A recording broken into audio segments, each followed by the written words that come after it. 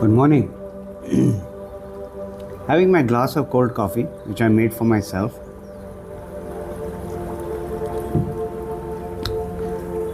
Be nice. We've often heard this word, be nice. Question is, be nice to who? Very often when we say this, hear this word, be nice, it refers to be nice to somebody else. Very conveniently forgetting, what about us? What about me? Am I being nice to me? It's a very important topic, very frequently forgotten. How often are we nice to ourselves? In Zoroastrianism, something what the Parsis also follow because they are Zoroastrians, good thoughts, good words and good deeds.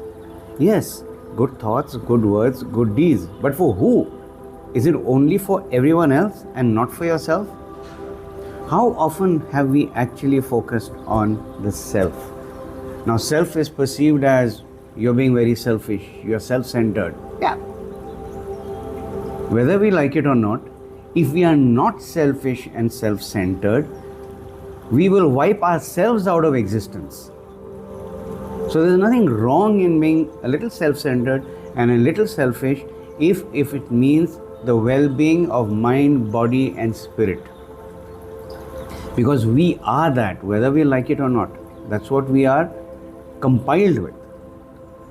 The body has to be taken care of, the mind has to be taken care of, the spirit has to be taken care of. Because if we don't take care of it, we are definitely going to make a hash of ourselves, let alone other people.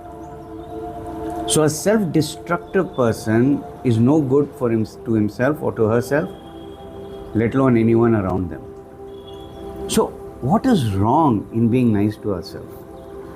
Why is it perceived that when you talk of being nice, is looked at as you're only talking about yourself, I, me, myself. I, me, myself, it is the very first step. A child who's born cries because it wants food, cries because it's dirtied itself, cries because it wants attention. If you look at it carefully, it's asking somebody to do it for them at that stage, at the infancy stage. They're asking someone to do it for them because it can't do it for himself. But as it grows, we are trained into going to the toilet, trained to brush our teeth, trained. Why? Because later on we can do it for ourselves. Not because it's dirty and something to do with hygiene. Because infancy, you are not capable. Just like a puppy or a kitten that you bring into the house. You have to take care of it. You are the parent. You are the guardian. But after a certain stage, there is no guardian. The guardian is you. The guardian is me. How much sleep do we get? That's taking care of ourselves. What kind of food we eat? That's taking care of ourselves. How much of exercise do we put in? That's taking care of ourselves. How much of reading do we do? The proper reading, not electronic reading. But nowadays, if electronic reading is there, fair enough. But how much are we reading? How much are we staying quiet? Not because we are going to make noise when somebody else is around, but for ourselves. So if you look at it very carefully, being nice and being nice to yourself is very, very critical for our own growth, mentally, physically and emotionally and spiritually. Shakyamuni Buddha said something very nice. Life is not a sprint that you have to do 100 meters every day. No, it's a marathon. Slow and steady, because slow and steady is when you gather the experience and knowledge of life. Let alone that, that's when you understand how beautiful life is. If you're walking in the sun, you appreciate the sun, the brightness, the heat.